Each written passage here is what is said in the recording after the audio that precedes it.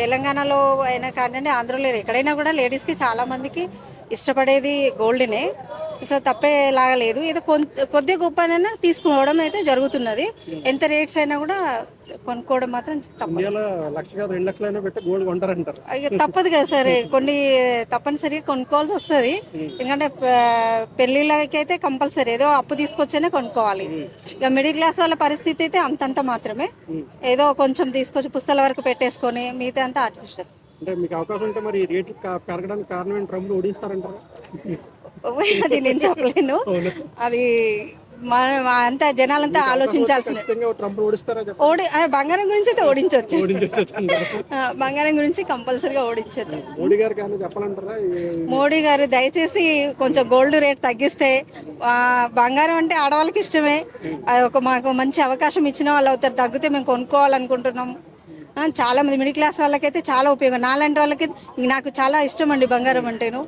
ఏదో కొంచెం కొంచెం వేసేసుకొని కొనుక్కుంటుంటాను. సో అలాంటిది ఇప్పుడు ఇంకా తగ్గితే ఇంకో 2-3 కిలో.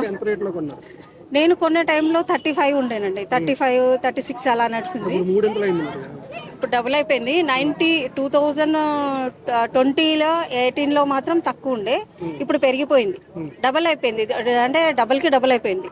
నా పెళ్ళైన టైంలో మాత్రం 4,000 ఉండేనండి, ఇప్పుడు 4,000 లేదు, ఇప్పుడు ఇక 1 lakh వచ్చేస్తుంది.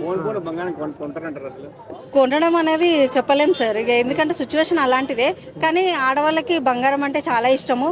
రేపు దేనికైనా యూజ్ అయ్యేది కూడా బంగారమే. మనం ఏదైనా కష్టాల్లో ఉన్నప్పుడు మనకు అది యూజ్ అవుతుంది. అదేం తాకట్టు పెట్టుకున్నా కూడా డబ్బులు ఇమీడియట్లీ మనకు వస్తుంది. ఎవరో మనం పక్కకి వెళ్ళి అప్పు తెచ్చుకునే కంటే ఈ గోల్డ్ పెట్టుకుంటే మనకు అవసరాలు తీరిపోతాయి. అలాంటిది కూడా చాలా వరకు ఉంది.